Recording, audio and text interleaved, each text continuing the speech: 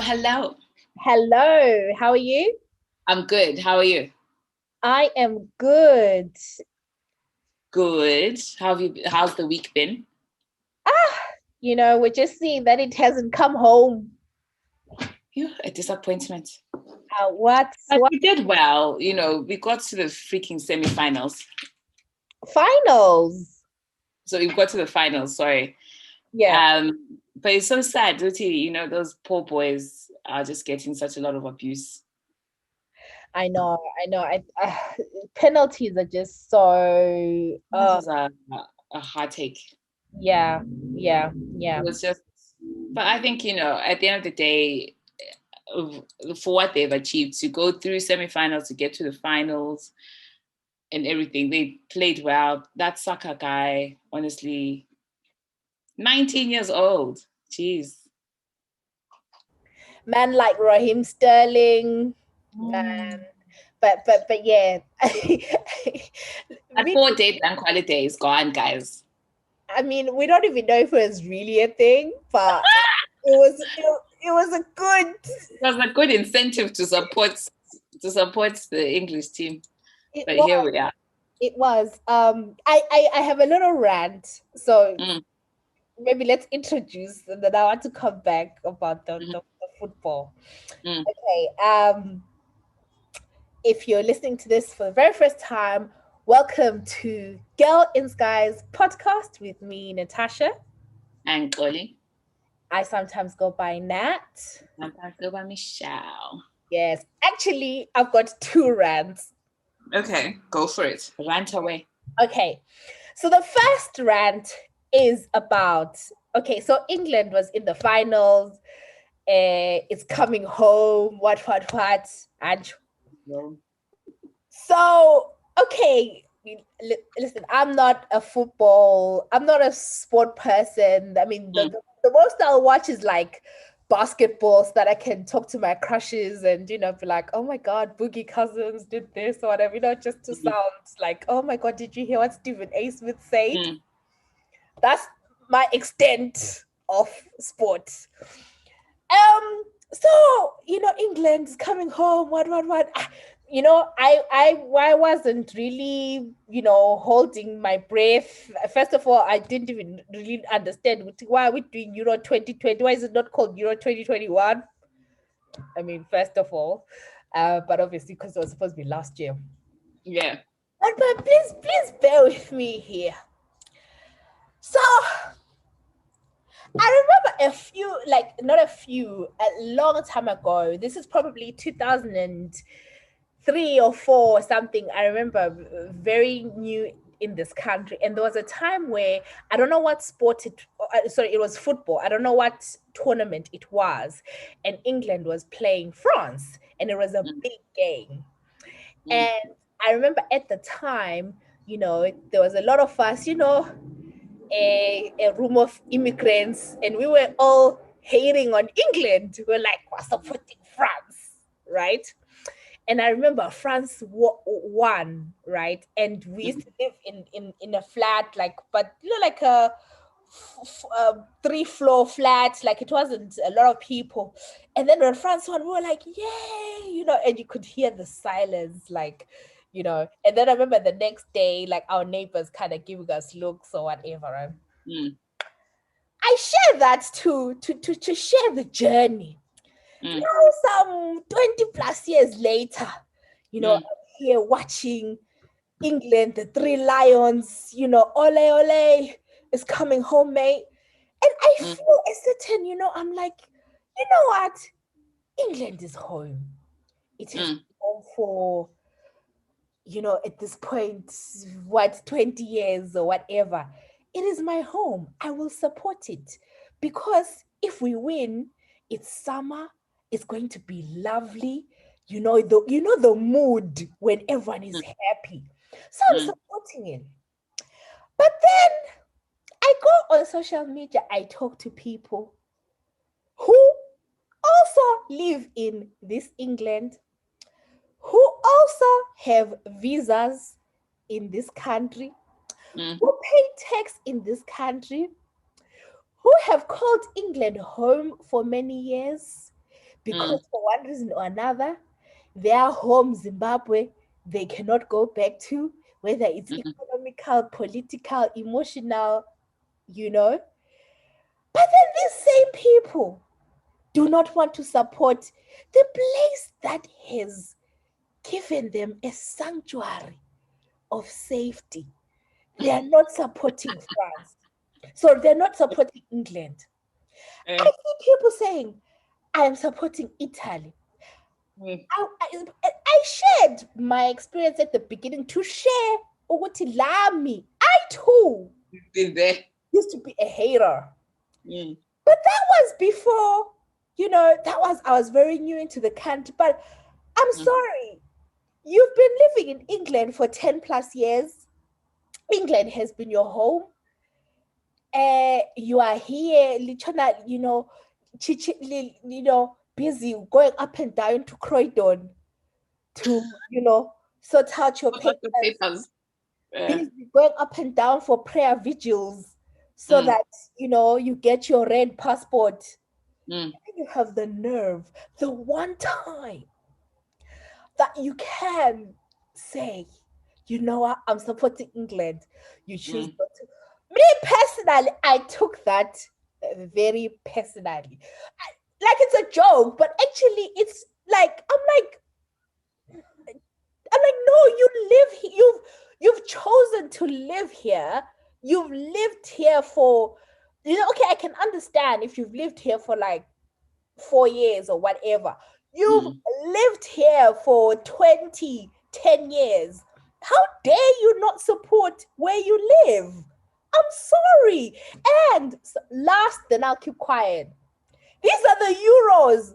Like, this is not like the World Cup where you can say, oh, I'm supporting Ghana, I'm supporting an African country. Italy is racist. All these them are racist. Like, there's no one you can say, oh, Germany. Yes, Hitler's Germany is who I am. It's Euros. It's Europe. So anyway, I will keep quiet. Yeah, no, I get that, and I share the same sentiment. Although it was interesting to speak to someone who is also from, quote unquote, who's also got a red passport, but, Zimbabwean. But they're like, I'm not supporting England because, again, it's one of those things, Uti, as if you're living in a place, just because you're living there doesn't necessarily mean, Uti, you are living there by choice, if that makes sense. Because we are here, but are we really here? Do you know what I mean? Are we here because there is no other bit? We're here because there's no other better place for us to be. Do you know? I mean, we could go home, but that poses its own challenges. So yeah, no, I feel like, yes, be part of, the English community, support them. But then it then comes back to bite us in the bum. For example, the whole instance with these boys who've been targeted for missing penalties. And somebody articulated it so well, Uti, you know what? When we are doing well in England, then everybody is celebrates with you. But then that one moment you miss something and it is in the public domain, are you then, again, it's the illusion of inclusion. So it made me realize a bit more, you know what, yes, it's fine. I was 100% behind England, but I can understand why people then choose not to be behind England because of that. And this is a clear example of, Uti, you know what, we are all there rooting for England to win. And then something goes wrong. It's not exactly like the whole team is being blamed for this. It's 3 individuals, 3 young Black boys being blamed for this. Yet, do you not acknowledge the presence that they had when they were on the field running for that? What is that name? What's his name? Sterling. Who runs like this? The diver. Running from points from one side to the other. for a whole 90 minutes and then extra 30 minutes on top, running at the same pace. Guys, no. Then it's like, oh yeah, you did nothing. You missed the penalty. So why didn't you pick other people to do the penalties? Yes, give them opportunities, but if they have now missed that opportunity, still support them. And I feel like that is what has been missed. No, well said. Well said. And I know I'll get dragged because people will make the point that you have said. But I guess for me, it's just don't root for Italy. Just don't root for England, right? But then don't purposely root for the opponent. But again, this was just me in my feelings. But again, it was interesting because really, I feel like it was the first time that I was really I'm rooting for England. And I was like, yeah, England is home. And it goes back to all the discussions we talked about, because I'm tired of being like, oh, England is not home. Bruh, I literally have been here more years than I was in Zimbabwe. Right? I came here when I was 17. I've been here more years than I was in Zim. This year is now gonna be. So, listen, England is home. No, I was thinking about it as well, if I was in Scotland, the atmosphere would have been totally different. Everybody would have been at the pub rooting for the Italians. Do you get it? So it's just like, yes, even though you are, it's more like of a geographical thing. People in Scotland, people in Ireland as well, wouldn't necessarily have been rooting for England. That is the honest truth. So then when it comes to people for us who are here, yes, we've now got the red passports, but we are still very much, our surnames and our hair doesn't quite mix. I think people, it's the freedom of choice, isn't it? You're allowed to pick whatever you want to pick, which brings me to another thing. Uti, are you going to continue wearing a mask? Because that's another choice. Absolutely. Like in public spaces, I will. Yeah. Because it's not just for COVID. Is it for hay fever as well? I don't know about hay fever, because hay fever, I'm sure it can help because it's about the pollen. Yeah. Like, for example, every year without a fail, I always either have, I don't know whether it's a strong cold or a flu, but I know on a yearly basis, I always have that. But last year I did not. And it was because of the mask. No, and because you're at home. Because I was indoors and not going to work and stuff like that. So for me, yeah, I mean, of course, sometimes now summer it can be a bit uncomfortable, like wearing a mask and it's hot, and I wear contact lenses, so sometimes it's a bit uncomfortable. But where I can, in on public transport, on indoor malls and stuff, I'll try. I mean, I may not be consistent, but I will try. And because Gudala, we used to see a lot of tourists from Japan, China, who'd come before COVID, wearing masks. Wearing masks. I remember I used to look at them and think, oh, this is, I'll be honest, I used to think this is strange, right? But now I understand, because remember they had been dealing with swine flu and I forget all the other things. So now it's just a thing, where they're just socialized that in public spaces, this is what we do. And it's also, it's out of courtesy. So for me personally, I will continue. I don't see it as a political statement, like people are making, I just think, people are so dumb. Like I'm so annoyed, that I live in a world with that.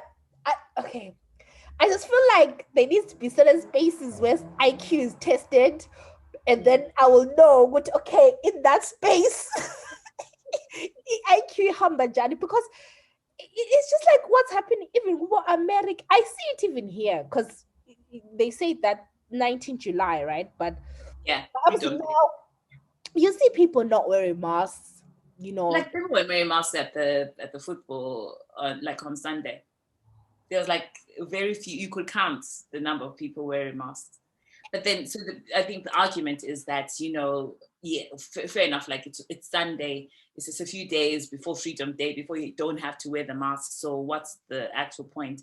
But it's interesting, the whole COVID debate, because I feel like it's becoming more of a debate as well, because there is so many things. So, people who are not vaccinated, for example, in healthcare facilities. If you notice in France, Macaroon has said, Duty, or like, there's no room for negotiation. There's no like, by the way, have you looked at the data to suggest that there's blood clots? Have you looked at the data to that's the vaccine is impacting on women's fertility? Because there's a report a few days ago saying that women have reported that their menstrual cycle has completely changed. He's not taking that into consideration. He said this is happening. I am not taking any prisoners.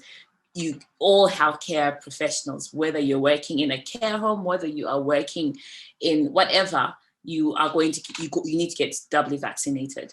So it's just like, but the argument, people are like, you're taking away our right to choose, so you're taking that away from us. And how is that, in terms of human rights? You're taking away my ability to make a decision. So for the benefit of the greater good, you could argue, but is it for the benefit of me?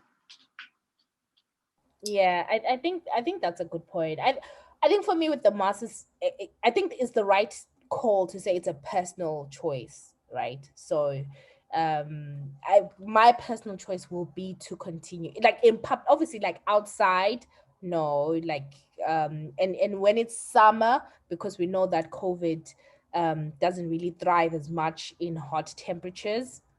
No, it's fine. But winter time, like indoors and stuff like that, I think I'll continue. And again, like I said, because it's not just for COVID, because I always have colds. I always like have cold, flu. I don't even know what the difference. I don't know what the difference between a cold and a flu is. So, a good way to differentiate between a cold and a flu is, if you had a flu, imagine there was 20 pounds outside your bedroom window, and you knew it was someone threw it there, and you're lying in bed with a cold. So with the cold, you'd muster up the energy to go around and pick up that 20 pounds. With the flu, you wouldn't even have the energy to kind of get yourself up out of bed. So that's how you kind of differentiate that. Yeah. Monetary terms. I have had a flu once before in Glasgow, and I thought I city, if anything happens to me, because I am not well. Like, it's awful. Yeah. I actually think I've had flu more than once, but then I realized, because I think in Zim, maybe it's just me, I feel like we just sometimes used to use it interchangeably. We didn't left cold, whatever, right? But I remember one time at a previous workplace, I was like to my manager, I've got the flu, and she was like, oh my gosh, really? I was like, wait, what did with the cold? That's what I was like. I had to Google. I was like, wait, what? Am I saying the wrong thing? But yeah, like I said, we'll see how it goes. But Mina, my stance, especially with all these COVID things, I always look at what countries like Singapore and whatever they're doing, whatever rules they're implementing is what I implement personally. Because last year, I vividly remember this in like May, I remember April, May, there was a whole debate about masks. And then I remember thinking, Singapore has said mask in public, and I said, you know what, I'm wearing a mask. I decided to follow Singapore guidance. Isn't that what Dominic Cummings said? In the UK? Yes, but then Dominic Cummings said we can literally download, I know Singapore is in Thailand. He was like, oh, we can literally download what they're saying and use it in the UK. So that's my stance. Like I am yeah. But anyway, before we continue, I just quickly wanted to do the politics segment. and then I can do my other rant and whatever. Then Okay, cool. you know. So just quickly, main thing, just politics. It just feels like there's so much happening in the world, but particularly closer to home in South Africa. Zuma was arrested, and this then has evolved into looting and unrest. And it's looking at the footage. Sometimes you don't know whether the footage is, real or current, but it looks quite scary. So I spoke to Sena Miso Moyo, Sena from 6 Foot Weights, our favorite lawyer. I think he just tagged himself, the people's favorite lawyer. And he's stuck. Yeah, like he just tagged himself the people's favorite lawyer. We're like, yeah. So I spoke to Senna just to talk about, just to give an overview of how it all started, how did we get where we got to, how Zuma was arrested, talked about the state of South Africa. So we'll play that shortly. But before we go into that, I just wanted to kind of get your thoughts. I don't know if you've seen stuff online or you just haven't really, or have you spoken to people in SA? I haven't spoken to people in SA, but it's hard to miss the stuff that's going online because, the things that I've seen is just, it's, I've seen it from the side of business owners who have obviously been looted, who've had their stuff looted. And some were saying, I can't even, there's no starting from scratch because I can't even start. So I saw a lot of that, the impacts on the business owners. I saw like a thread somewhere about how, the rise of xenophobic language, basically, Zimbabweans are the ones doing the looting, because I think there was a video that came out, like people were speaking in Shona and they were looting. And then I've seen also just the ridiculous side where someone has looted a whole 5-piece corner sofa, and has put it and can't get it inside their shack. And also someone was looted 60, I don't know how big that TV is, that ridiculous size TV, and couldn't get it. And was trying to do mathematics of getting it into his car. I mean, I laughed at that because I was like, wow, and he's, I'm like, okay. And then actually, I saw one man who had no arms, who was, excuse me.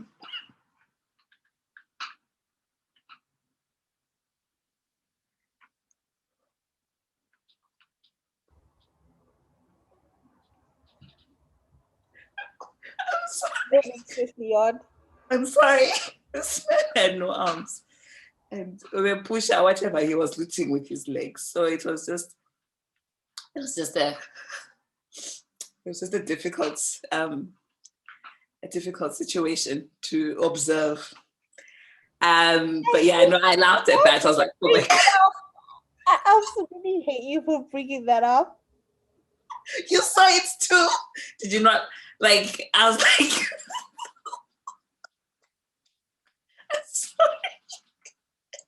I'm sorry. But, everybody needs to get their piece. So, yeah, so I've seen all that. And I've seen also from the Zuma's children who are also inciting the violence, which is just like, come on, guys. It's one of those things where you're like, gosh, where does it actually stop? Where do we get to a point where we are able to progress as a people without resorting to such, and I don't know. So it'll be interesting to hear like what you guys, your thought processes as well. Are people right? Is looting the new demonstrating kind of thing? It'll be interesting, like how you draw parallels to it. Absolutely, absolutely. And I wonder if I think South Africans and the French have something in common. because they all have a riotous spirit. Yeah. So I think it shows that it's not necessarily a racial thing. Yeah. And with South Africa, and also, like, if you look even in the UK, remember there were people protesting about the, the lockdowns and everything. I just think like a lot of countries, lockdown has had so much psychological, financial, mental damage on people. You have whole countries that are depressed, Mm. and there has been some kind of uprising one way or another in most countries. And yeah, so it'll be interesting to kind of see that. But yeah, so we're just gonna play my conversation with Senna. Yeah.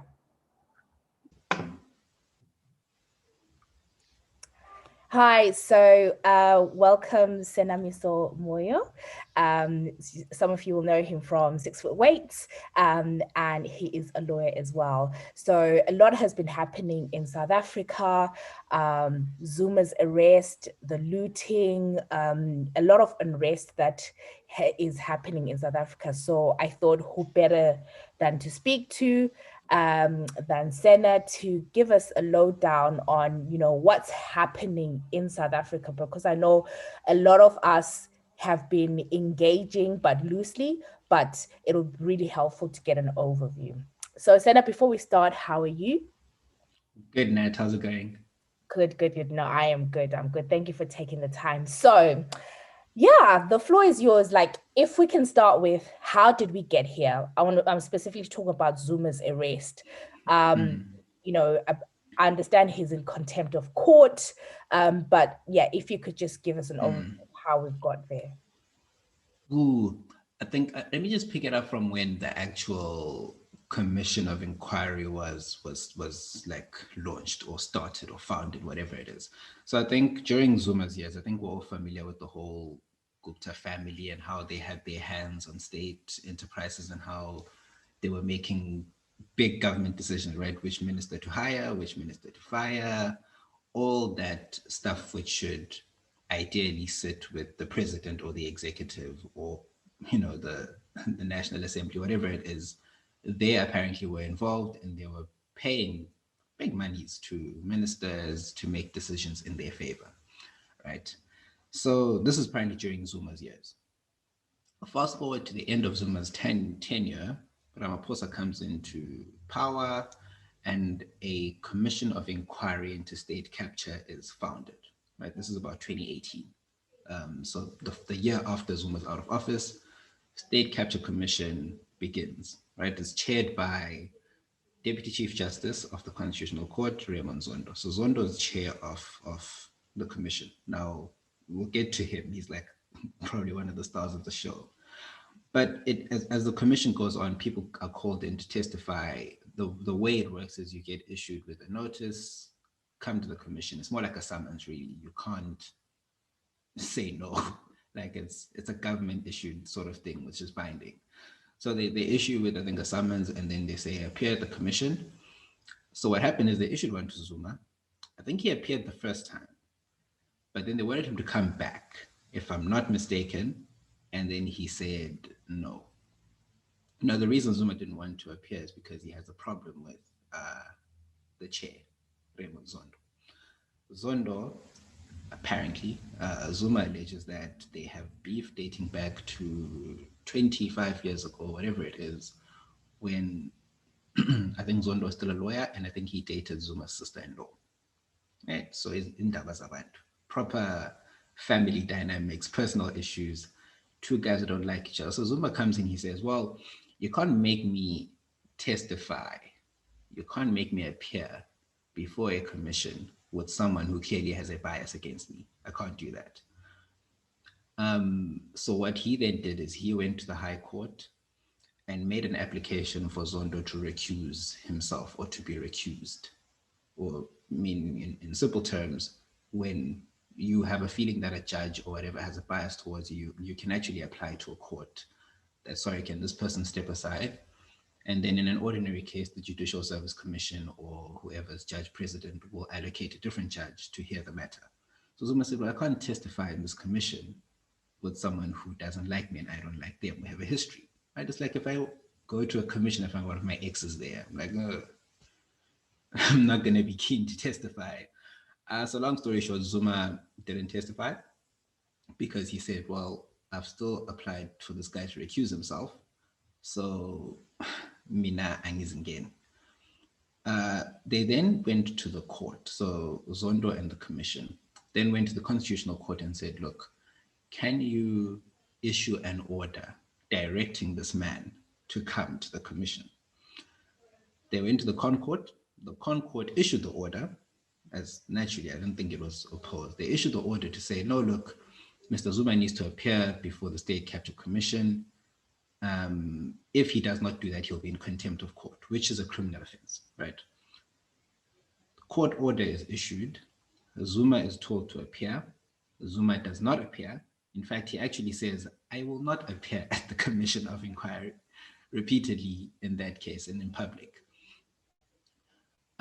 What then follows is, I don't know how you can read it, or depending on where you stand, whether a political mistake, a judicial mistake, a miscarriage of justice, or an error by Zuma and his legal counsel, whichever it was. They decided not to attend the commission, and they were then found to be in contempt of court, right? So the Commission of Inquiry, or the State Capture Commission, and Zondo and Co., they go back to the Con Court and they say, look, this man is not complying. He's not doing the things that you guys have ordered him to do. Can we get an order of imprisonment for his contempt?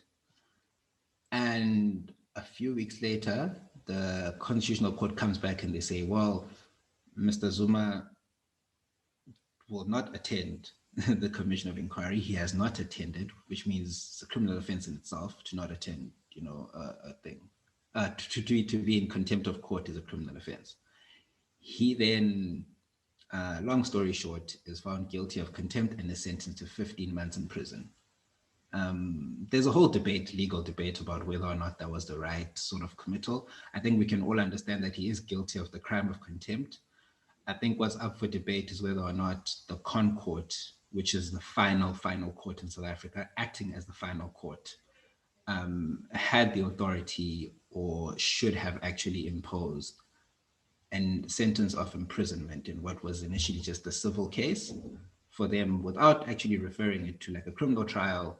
Did they have the authority to send him to prison, and is imprisonment without a suspended sentence? Because most of the time they say, well, you're guilty, we'll give you a suspended sentence, but if you do comply, then, you're fine, you're not going to go to jail. So they went straight to imprisonment, no suspended sentence, no warning, no second chances to go and appear. And obviously Zuma's camp panic. Right? They start writing letters, they start trying to rescind the judgment, everything that they kind of do now. And there's not an uprising, but there's an uproar from his supporters and from Zuma himself. I think the court had initially given him 5 days to hand himself over. The day before he was meant to hand himself over, he had a gathering, rally, or whatever you want to call it, with his supporters in Kandla. They all came, they gathered, and he basically told his side of the story, that he feels he's been persecuted unfairly, he's been targeted politically, there's no merit in this whole thing. The prison sentence is a bit harsh because people hardly ever go to jail for contempt of court. So that got his people riled up, most of them Zulu, in KZN. They got riled up, they got angry. They felt like, okay, here, there is a miscarriage of justice. So even the hashtag was Wenzeni Zuma. Like, literally, what did Zuma do? The following day, he was meant to hand himself over. They then applied to rescind the judgment. And I think he was given another 3 days within which to hand himself over to the police. Wednesday came around, he still hadn't handed himself over.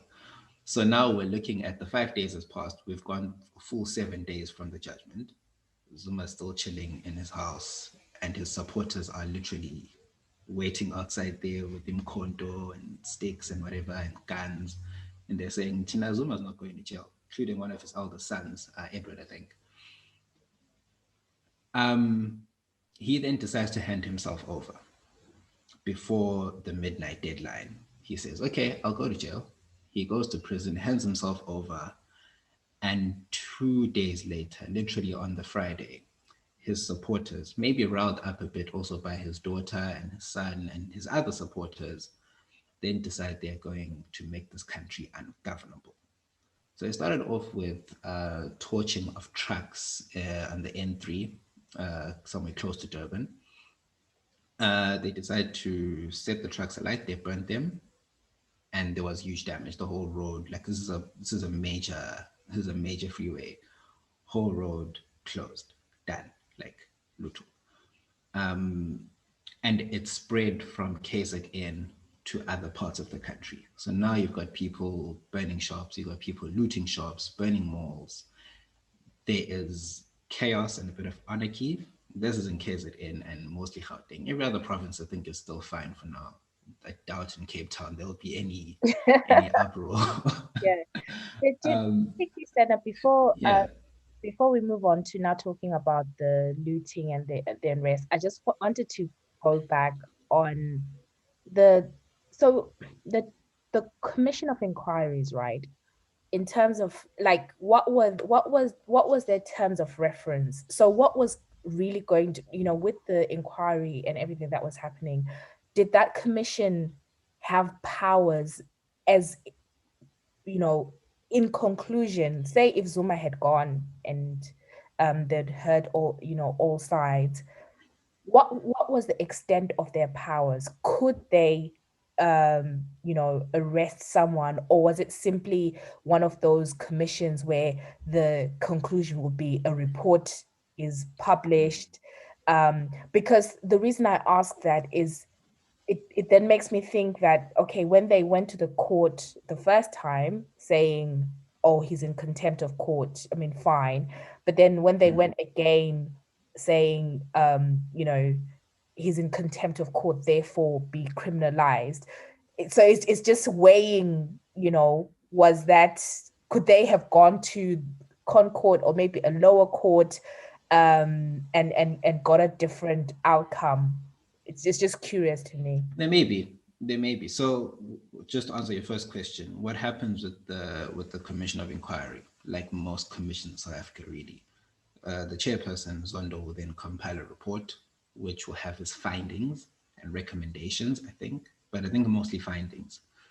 And then that will be taken to the prosecuting authority, which will then take on criminal charges against the people who've been found in the report to have committed certain offense. So the report itself, or the inquiry itself, is not final. What the inquiry does is it compiles evidence in a report, which is then taken to the NPA. The NPA will then choose to prosecute. That's how it should proceed. With regards to the issue of the commission actually going to the Constitutional Court in the first place, that's another issue because that's actually being debated now legally. Should they have had direct access to the final court in the land instead of going to the High Court, for example, to try and get a criminal sanction?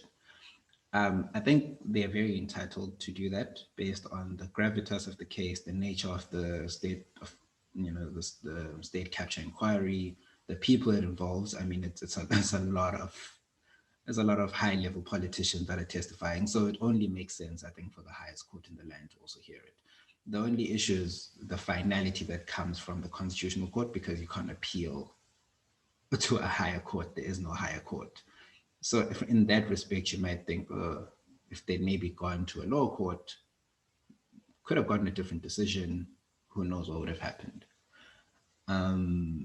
But yeah, so that's kind of how we find ourselves in this mess that we're in right now. And right now, what's the date today? Today is the 13th of July, because I know these things change really quickly. What's happening? Yeah. I know yesterday, Advocate Dalimboff, I think, was speaking before the Concord. So has a decision been made, or are they still deliberating? So what Zuma and his lawyers, which now include Dalimboff, what they're trying to do is now is to rescind the Constitutional Court judgment. So to basically have it set aside on the basis that all the things I've mentioned before, the direct access argument, whether or not, the sentencing itself was reasonable in light of the circumstances for a contempt of court thing. Zuma's also trying to make the case that no, he was ill. It's all these other things, all these many factors that they're trying to put forward. That's what they're trying to do now. Whether or not they will succeed, it's a story for another day. Because I was listening to one of the justices say that, well, this is a civil case. So why are you now bringing in criminal sort of penalties in the whole proceedings? Surely it makes sense to send it to another court and start a criminal trial for his contempt of court. I know it sounds very technical and a bit weird, but that's kind of where they are now. So the judgment has been reserved. So I think we'll kind of have to wait a couple of days or weeks before that comes down. And until then, I think Ubaba he'll be in jail. Well, he'll sit in jail. Yeah, but okay, so turning to sort of like the looting and everything where we are now. So can we talk about Zuma's children? You talked about Edward, you talked about Duduzile, and yeah, yeah, can you just talk about the role that they've played?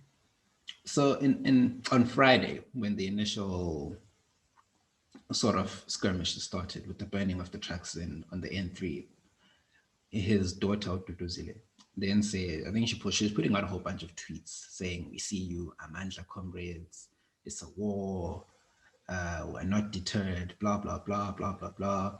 Edward was chilling in front of the gate saying, "We will fight, we'll do all these things." And that kind of encouraged people to take up arms. Now, what I think has happened is similar to Fees Must Fall when I was in varsity. It started off the catalyst being Zuma's arrest. That's what sparked everything. That was the fire that sort of started the whole thing, which is now spread and has become something bigger than just Zuma. I think it's become frustration at government.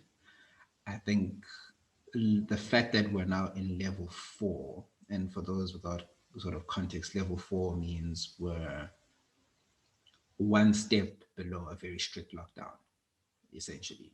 So we can't do much. And no alcohol, no gyms, or there was no gyms when it was announced. No restaurants, were basically hard lockdown. That has meant people's livelihoods have been compromised. And as a result, a lot of frustrations which have been bubbling under the last year of people being unemployed, people having no food. On top of that, a lot of them also being Zuma supporters, now seeing Zuma go to jail. All of it adds up to this cocktail of violence that we have now. And Ramaphosa's tried to address it. I think he initially tried to play it off as like an ethnical issue or an ethnic thing, which I think it was very ill-advised to say that, my own personal opinion.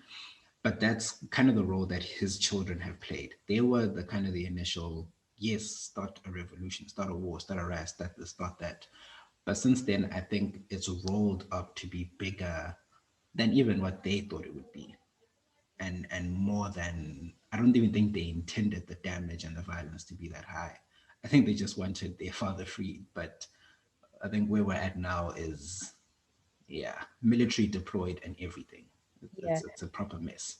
Am I correct in saying like this is the worst, like in terms of in the last 10 or so years in recent South African history, like in terms of looting, it just feels like on an hour to hour basis, it's just getting worse.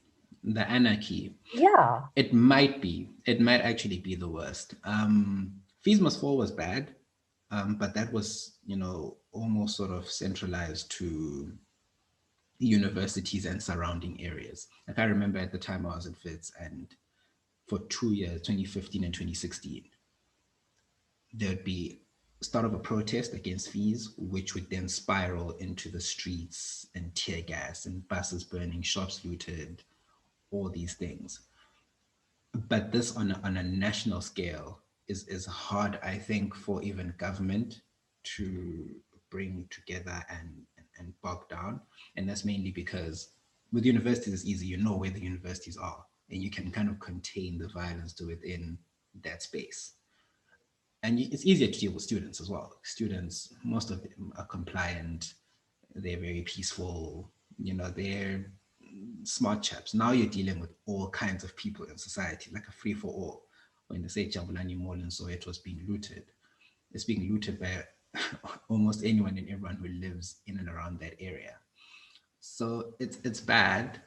I think it might be the worst, depending on how long it goes on, because obviously the situation is changing every day. Marikana was probably the lowest moment, I think, post 94 South Africa. Marikana was when there were the miners who protesting for 12,500 rands a month, I think, and they got gunned down by live ammunition, apparently under the instructions of Cyril himself. That's definitely the lowest point in the history of post-apartheid South Africa. Depending on how this plays out, it could be the worst. COVID isn't making it easy, I'm afraid, but this could potentially be worse. Yeah. Yeah, and I was going to say that actually, if you look across countries, I think the frustrations that people have with COVID, there's been uprisings in some form. Look at France, even the UK, people were out protesting. So and then okay, so just going back to what you were talking about, is there like what level of support does Zuma have within government?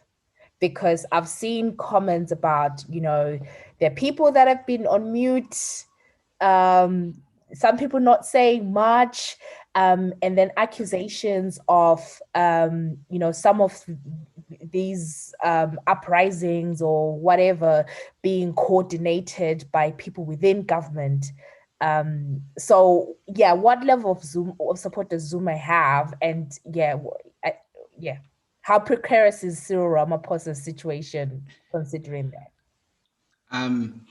The problem that Cyril faces, I think, in my opinion, and people might feel free to disagree and add their 2 cents to what I'm about to say, but I think his stock hasn't been high. I think his presidency's been a bit mediocre. And it's unfortunate because if you look at the past presidents, and I'll start at Mandela. Mandela had a certain larger than life thing. Mandela could get away with anything. I mean, he was almost an icon, demigod of some sort, right? He's Mandela, like bigger than him. Mbeki was very smart, but on top of that, his father was also, one of the guys who was sent to prison with Mandela. So he's sort of some sort of ANC royalty in a way. Add that to his intelligence, you have a very okay president, whose popularity was there for all to see, but his intelligence was also evident. Like you could say, oh, Beg is really smart. You could say that's my president. He's a very clued up sort of guy. May have an issue with his policies. He was a bit cowardly in how he dealt with certain things like HIV and Robert Mugabe, but you couldn't doubt that there's a politician's brain in there. Zuma represents South Africa, I think, what the average man in the street wants to see from their leader. He's the people's guy, right?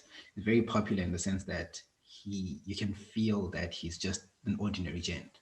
There's nothing amazing in the way that Mandela was about him. There's no super intelligence that Mbeki went and got, because Mbeki was educated in the UK and all these things, and his degrees, and he's speaking fancy English. But Zuma was different. He's a people's guy, had no education, he's multiple wives. He's your traditional Zulu gent. Like, he's part of the people. You can see that any one of us can rise to become president. That makes him incredibly popular with the average Black person in South Africa. Even when he was arrested, even his detractors will tell you that they felt a bit sad about the whole thing.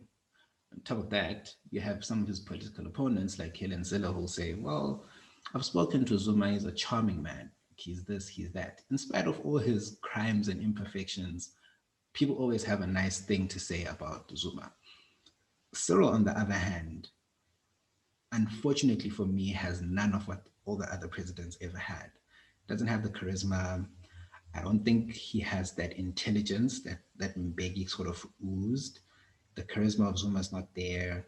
The the image that was Mandela is also not there. So what you have is a guy who's sort of there, is not inspiring a lot. You can tell that when he's on TV, he's reading from, a prompted thing. Zuma would come on TV, he would read, and then he'd put the paper down and he would start speaking in Zulu and start laughing, cracking jokes, and you'd be like, hey, actually, I hear what he's saying. I think at times Cyril hasn't been able to get across with the average person. Now, politically, when he took over, and it's unfortunate, he took over a very divided ANC. He had one half that was for him and one half that was against him. So you still have very strong supporters of Jacob Zuma within the ANC. He's trying to get rid of them. You can see, like, when he suspended Ace Magashule, the Secretary General, and he's right now suspended Carl, one of the MK vet guys. And you can see that he's trying to make it, okay, we're chasing away corruption, or we're fighting corruption, but you can see that his opponents are people who were associated with the former President Zuma. In that sense, politically, it's a fragile situation to be in, because I don't think he has the support of the entire party, so to say, which is unfortunate. And I think in next year's Congress, so ANC, unfortunately, the timing of their Congress is a bit weird. So they have a Congress and then there's national elections that follow after that. So the Congress decides who the president will be for the next 5 years, and then the national elections will decide who the president of the country is. So the president of the ANC is obviously, most instances, end up being the president of the party, of the country, the following year. So I think if he's not careful, he might lose popularity in the party. There's a chance, a very small chance, I think, because I don't think he has a proper rival, that he may lose at Congress and then lose the chance to run at the presidency again. And I think this whole Zuma situation doesn't help his support base a lot. In fact, I think it marginalizes a lot of the guys who, maybe just for the sake of Uguti, Zuma was part of the ANC, will vote for Cyril. I think this might just mean, actually, I don't really like this guy. He can go. And I think Zuma has the power to take away a lot of votes from the African National Congress in that regard. But I stand to be correct on that point. But I think Zuma has a huge pull, both internally within the party and amongst the ordinary members of the public. Yeah. And in terms of like Cyril and just the situation that he's in, if they go to Congress, like who's next in line? Like who's the next star that could be put as the leader of the ANC? There's David Mabuza, the current deputy president, although DD, as they call him, he's been sort of MIA during Cyril's run at the presidency. He's also been sick. He's been flying overseas to get treatment, and the whole Chiwenga thing where he's just never there. So what you have now is a situation where either DD challenges him and he wins the presidency. Ace was another one who could properly, challenge Ramaphosa, the Secretary General. He's currently suspended. Whether or not his suspension will be lifted remains to be seen. But he was the one person, I think, with the sort of charisma, authority. He's also got his own corruption allegations or whatever, but I think he was the one person, I think, with the charisma and the status to sort of give Cyril a good run for his money. Another one maybe is Lindiwe Sisulu, Walter Sisulu's daughter. She could also give it a run. And yeah, I think what it remains to be seen who will lift up their hands over the next year, so to say, and be like a proper challenger. Until then, Cyril will kind of just have to navigate this awkward period that he finds himself in. Okay. just so second last question. EFF, Julius Malema, the DA, like what role do they play? Because I've seen Malema sort of I guess sort of showing that I think he's against what's happened with Zuma. So yeah, what's There are their no stance? permanent, I think there are no permanent enemies in politics. I think that's what Julius has shown us. I think the EFF especially, their preference is to always undermine the ANC. Could be wrong, but I think they always want to undermine the ANC. And he's surprisingly, for someone who was against Zuma all this time, he's surprisingly shown some sort of solidarity towards him, and he's tweeted that no, imprisonment wasn't the way to go. They've also expressed that they support not support the looting, but they support the protests, and they're against the deployment of the military. The EFF at the moment is probably Cyril's worst nightmare. Politically, I think they're a bit of a nuisance in the sense that they're also rallying up people to say, no, look, guys, look, this leader here is incompetent. He wants to send the military on you. It doesn't help that Marikana was sort of his thing. And I say his because I think he's the one who sent the email to the police commissioner giving instruction for them to deal with the situation, which then led to dead bodies. So in that respect, the EFF is, I won't say promoting the looting, but they're promoting non-compliance with whatever Cyril was saying. If he says, let's go to level 1, they will protest it, more or less. The DA, I think they've become friends of him in a way. And I hate to say that, but I think you can see that we celebrate, they'll release a statement saying we celebrate Jacob Zuma's imprisonment. We celebrate the decisiveness by the judiciary. The president has taken this decision. We welcome it. And you're like, okay, friends of Ramaphosa in a way. A lot of his policies have unfortunately been perceived to be pro-white monopoly capital, to be pro-Stellenbosch mafia guys, corporate white people. I think it's alleged that they're the ones that are sort of paying him. Whether or not that's true, I'm not sure, but you can kind of see it in some of the decisions he's made, that there's a bit of an inclination towards favorable policies for white guys here. And I think the DA aren't probably his worst nightmare at the moment.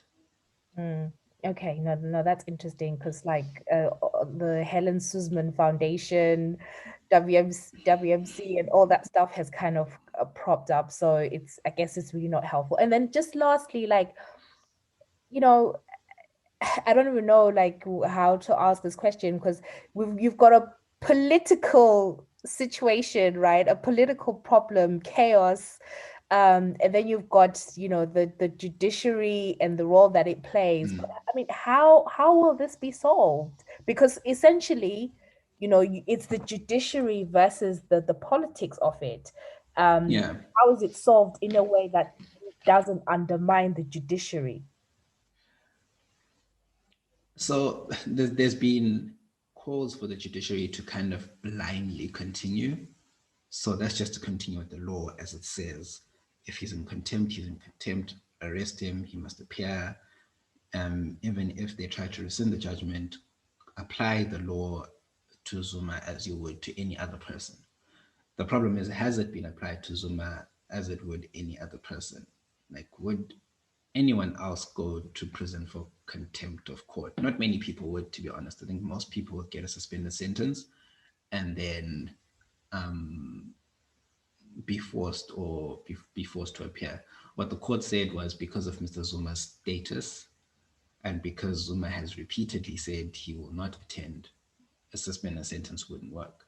So in that way, he has in a way been treated as a different accused, not an ordinary accused. He's been treated with his political status in mind. They've bore in mind that, no, look, we want to set an example by sending the past president to jail, that to show that the rule of law is the rule of law and anyone before it has to abide by it, right? So in that sense, they've sort of treated him like in view of his political status. But you have to say that it hasn't been a blind judiciary. They've been very aware of some of the facts that come into it, the politics at play. But what they mustn't do is be pressured to then change their minds. I think they've made the decisions they've made, but if they're seen to be going back on it, it creates a precedence where, unfortunately, people be like, oh, we don't like this, take to the streets, protest. Right. I'm not saying I agree with the initial decision, but now that they've made it, going back on it would be, it wouldn't be wise for safeguarding, the judiciary. Even if President Ramaphosa comes back and says, okay, presidential pardon, I'm releasing Jacob Zuma. Zuma comes, he talks to his people, Bantu Bami, please keep quiet, let's all go home, it's fine now. It sets a precedent that, oh, okay, so anarchy is the only way that these guys will listen to us, which isn't a great way to govern a society. But then I struggle at the moment, as we speak now, it's 13 July, to see how, without Zuma himself coming out and saying, guys, stop it, or without Zuma being released, how you quell such violence, especially because it's so widespread, right? It's not like you're dealing with one crowd. You're dealing with different patches and different groups of people in different parts of the country, which isn't easy to do. How does this end? I think it loses momentum, probably over the next few days. And then the judiciary continues with its decision. I think they'll keep Zuma in prison. I don't see them going back on their decision. And then I think Zuma goes out on parole after a month or two. Okay, I was gonna say, like, I don't see Zuma being in prison for 15 months and everything being okay. Yeah, so I doubted that he'd go in the first place. Like, I was unsure that he'd hand himself over because he was so adamant, I'm not going, but I'm not going. And I couldn't just imagine sending a former president to jail in Africa. It doesn't really happen in this continent. But now that he's in, I must say, similar to his friend Shabir Sheikh, if you just read up on Shabir Sheikh, Sheikh was in prison for a few years. He got medical parole, he was out. And apparently he was terminally ill when they released him. To this day, Sheikh is still up and about. Amazing. No, Senna, thank you so much. And again, as we said, it's the 13th of July, guys. We know that things are very fast moving. But it's interesting just watching what's happening in South Africa as one of the main players in the continent. And I think for me, it just goes to show that it's really each country for themselves, because in a way. Yeah. When was it when there was when was the looting again in Zim? The Tato Kwanisayo era? 2019. 2019. What? Beginning of 2019, yeah. People were like Tato Kwanisayo. Yeah. But I mean, it just shows that, and I mentioned that, even in the West and other countries, there's just so much internal unrest that the models that we look out for, like, UN, SADC, AU, like, it's really not going to work. And how as Zim will be like, what is South Africa doing to put pressure? Look, South Africa is crumbling, so there's no way on its own. Exactly, they're dealing with their own very, very difficult situation right now. Exactly. So I think it's time for it's an interesting time in just global politics, because each country literally just has to find its own solutions, and where they're dictators and whatever, like the solution just has to come from the people. But that could be another topic for another day. So Senna, thank you so much. Senna, where can people find you on the social? People can find me on the social media streets at Senamiso Moyo, Senamiso Moyo, on all social media platforms. That's Instagram, Twitter, Facebook. I can't say, oh, I'm not on Snapchat and all these other things. So just those three. I'm on TikTok. I am on TikTok, but I don't post on TikTok. So all those three, on my Twitter and on my Facebook and IG, you'll find threads that I do weekly on IP cases, so hashtag IP Thursday. You should check that out.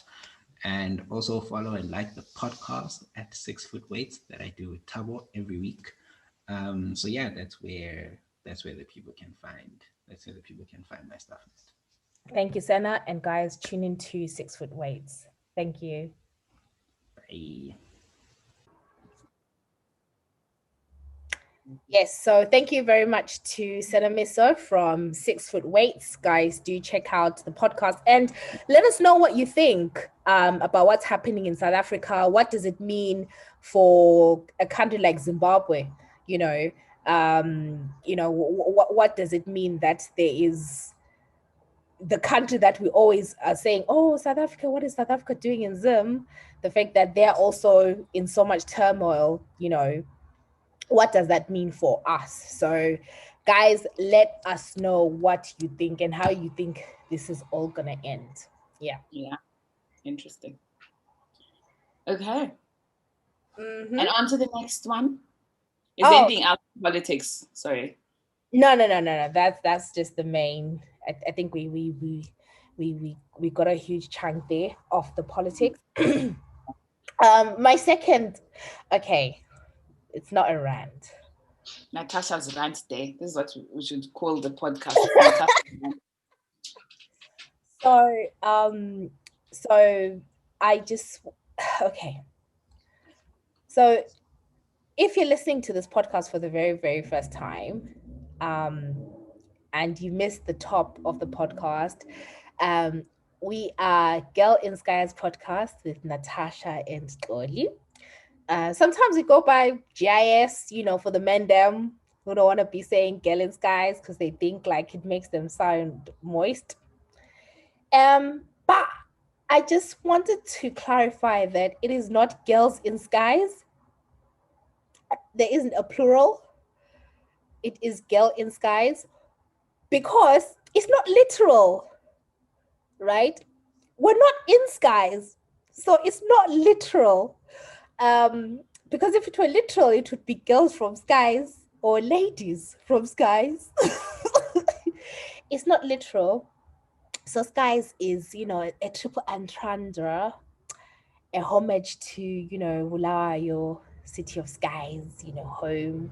Skies representing travel because, as immigrants, as Zimbabweans, one time you're in the UK, the next time you are in New Zealand, next time you're in South Africa.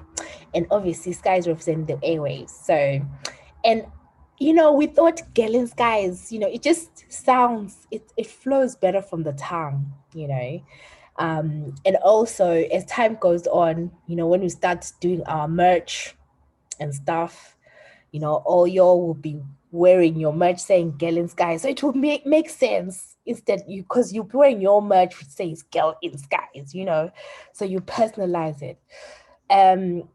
But I just wanted to, especially when people are like, oh my God, I'm a big fan of your show, Girls in Skies. I'm like, no, you're not.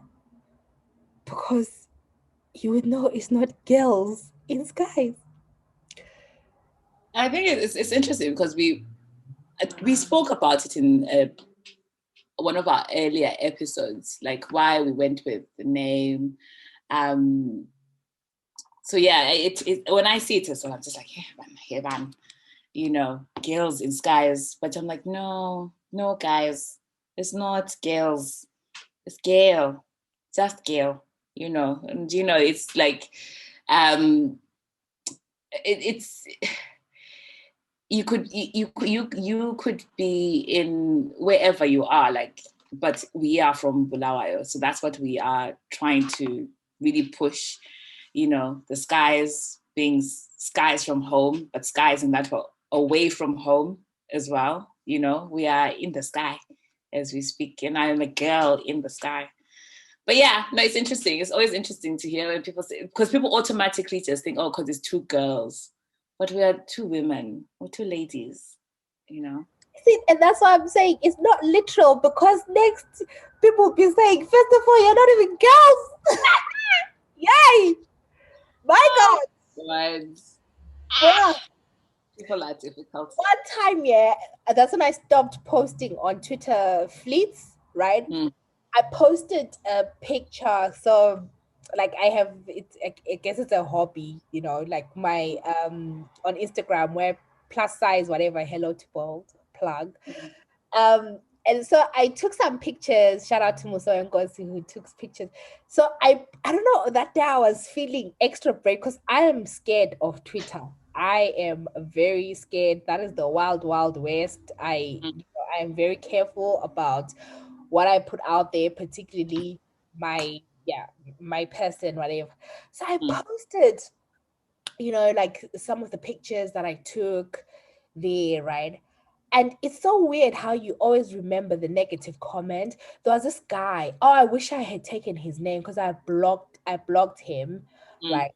And then he commented, Wasisiti, something about, or sometimes it's like, oh shame, Kangeli is Zalugazi trying to be girls, something like that. I remember I took a screen. Do you know when you I took a screenshot of that thing, and I remember sending it to sending it to one of our friends who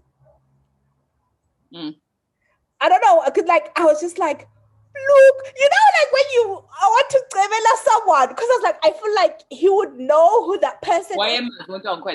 I think I saw like what he for, like I was so upset, you know, that whole thing. I think I deleted everything.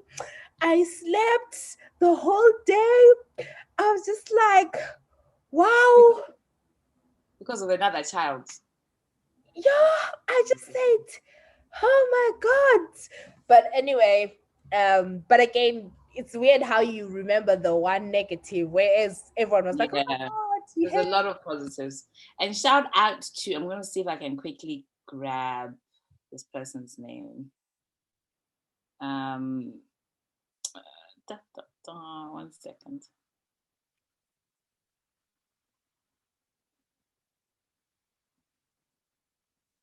Sorry, 2 seconds. I think it was, who was it?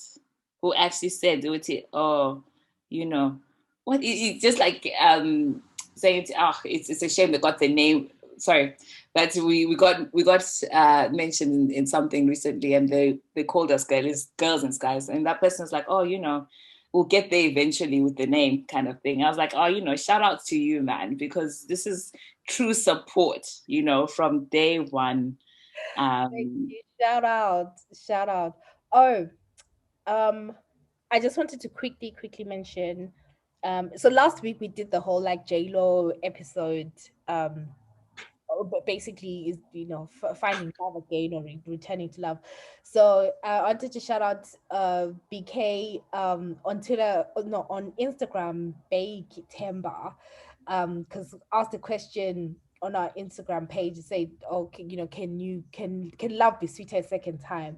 And then he was like, if she made me umhwaba by friend zoning me and saving me for later, cool, that there's a second tuba technically. However, if we did some premature mission accomplished, if we partook in some mind-blowing fluid exchanging tiki-taka, then there is no way a second chance is granted unless the pool is muddier or the idiotic genes go hyper nostalgic and overwhelm the rational ones. I was like, bruh. Mad thing. I was like, bruh. And then, sorry, were you looking for another comment? No, I was looking for this person's name, but I can't see it. I can't see it anymore. Was it a DM? Yeah, I can't find it. Anyway, shout out to you. Shout out to everybody who remembers. Yeah.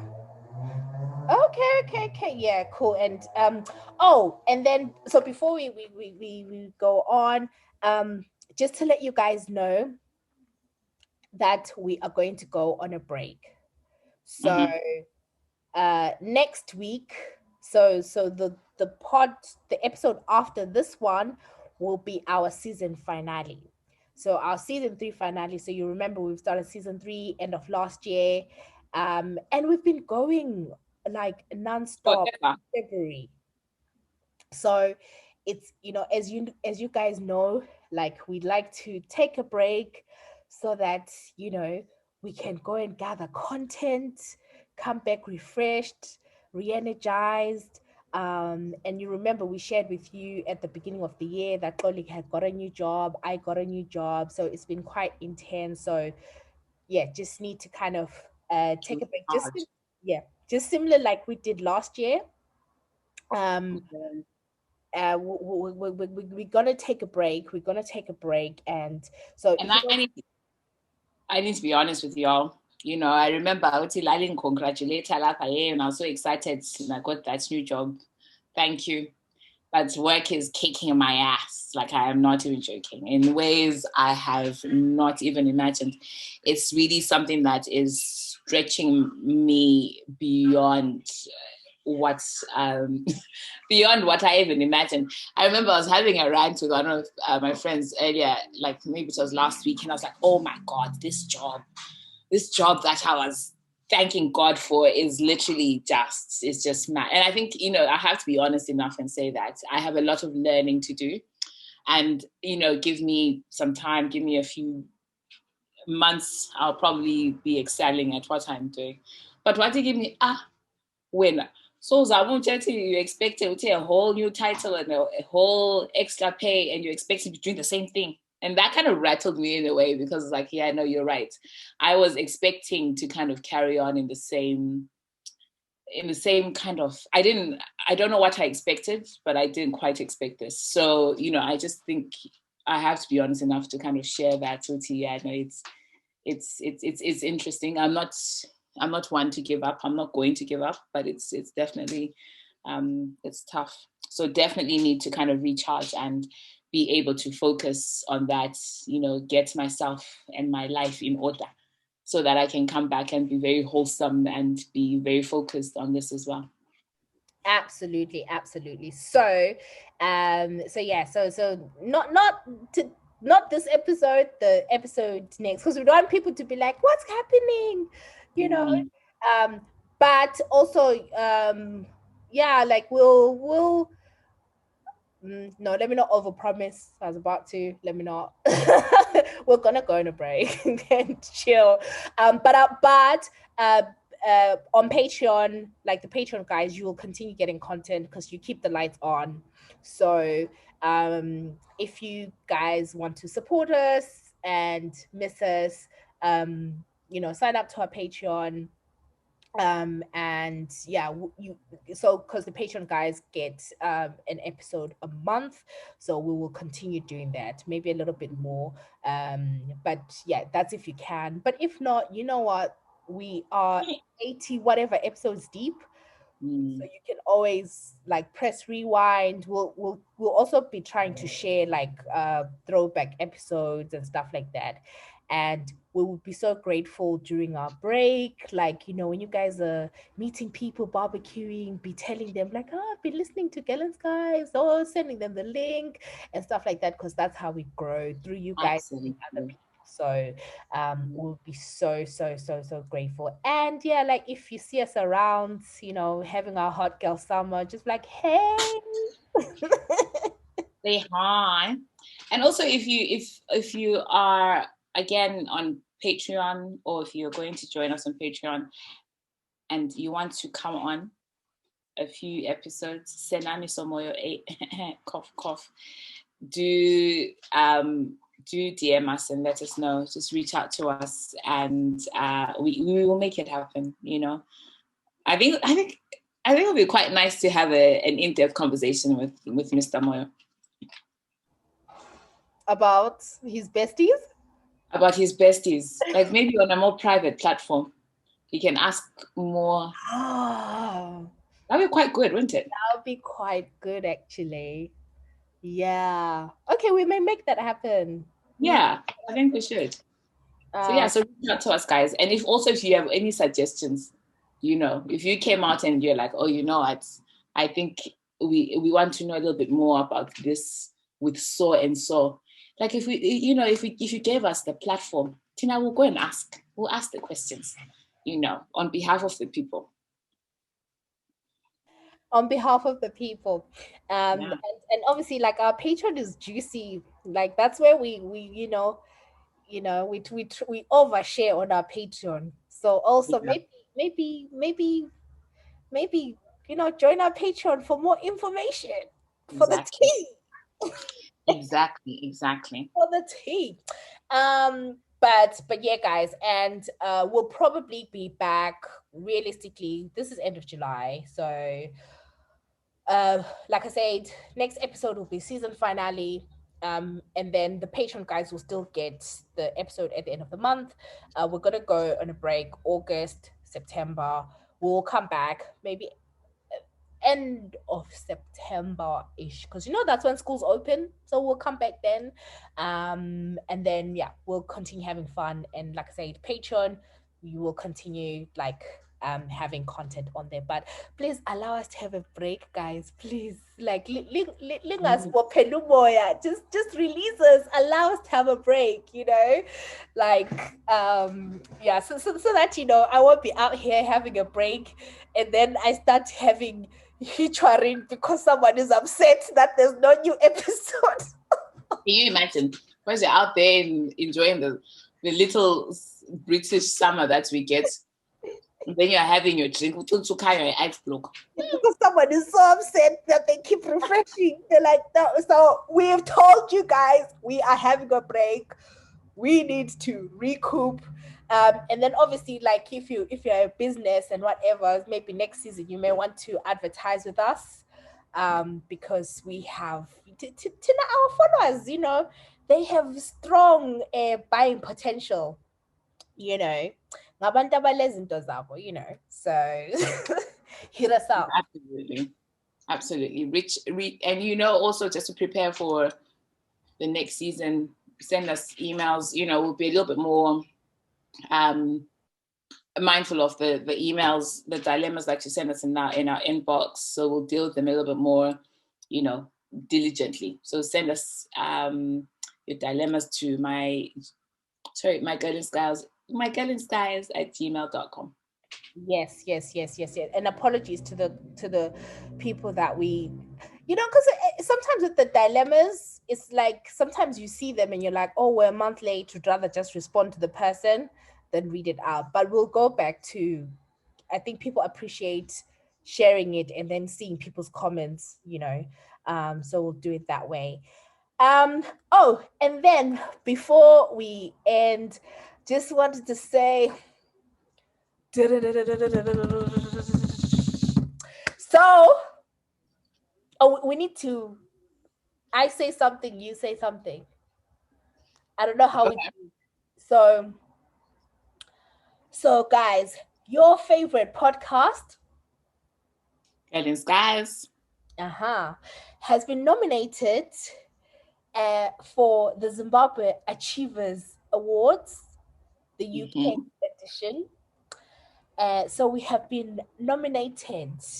And so the Zimbabwe Achievers Awards is a prestigious. Sorry, but can you just explain? It's not just one nomination; it's two. Hi, see, that's why I like you. That's why two nominations. You, we have been nominated. Hey! Number one, Media Outlets of the Year, and the second one, Female Personality of the Year. Who? So under sorry. Who's been nominated? I forgot. Under Female Personality of the Year. I am not interested in other people. Girling Skies. Yeah. So, and then under media personality of the year, we are in good company. So we've got Check Out Africa, shout out to Wongs and Ivo. Ndebele's Connect, the Feeling Station, shout out to Man Like Tinto. Maiden's Way, shout out to Kuda Munashe. The Southern Times, shout out to them. And Girl in Skies. So we've been nominated for those 2 awards. And you can vote on zimachievers.com. The voting opens on the 19th of July and closes on the 15th of August. We will remind you, don't worry. You don't need to write down the dates. Listen, you don't have to worry. You will get bored of us. It will be everywhere. Twitter, you 10. Facebook, you 10. It's We're there. doing a countdown. We will remind you. So we'll be so grateful if you voted for us. But on a serious note, you know me, I don't know, maybe I've never said this on here, but I know I've said this to you. Like I've never put a lot of I'm not one who kind of seeks out recognition or validation from other platforms, because after all, there are other platforms, right? And but we never actively like go to people and be like, oh, Gillen's guys. So we didn't even know that we were nominated. Yeah. And literally, and this is gonna sound cheesy, but it's really thanks to you guys. We literally, Xolie and I, we just come, do this together, make mistakes together, make fools of ourselves together, learn as we go, open up, share our views, share our thoughts,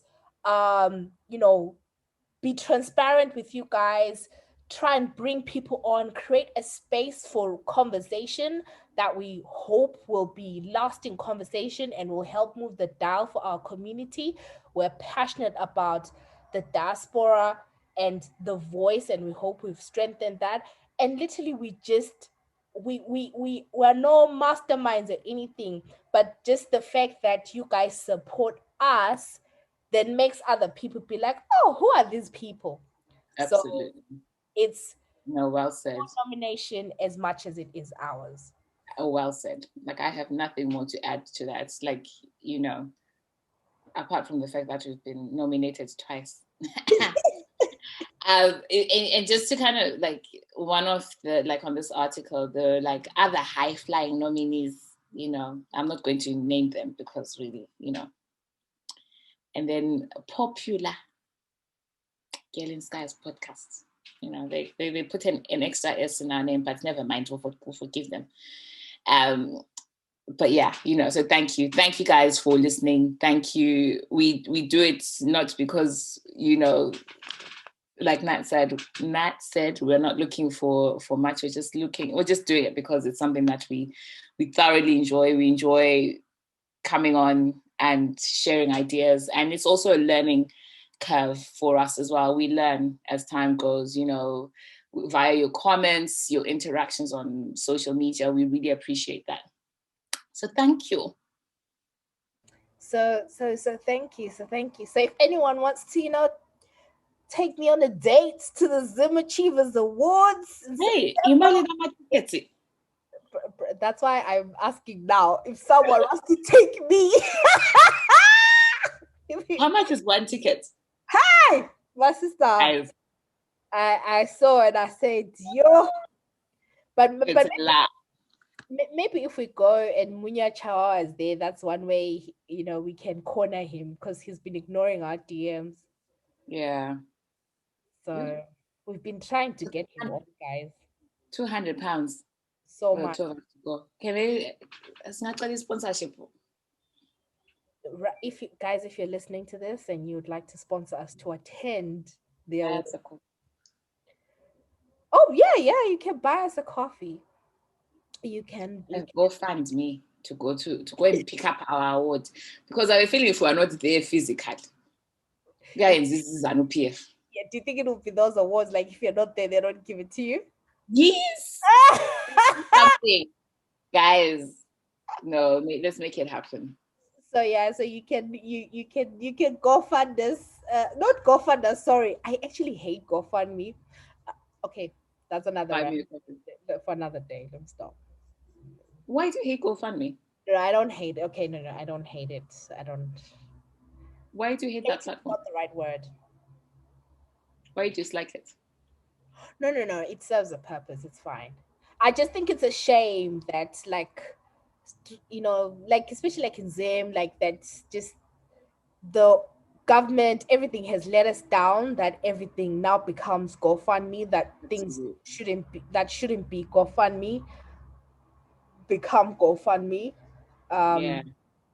So but not to say people that use it, you know, because if you all see my GoFundMe next time, please don't be saying, but you say no.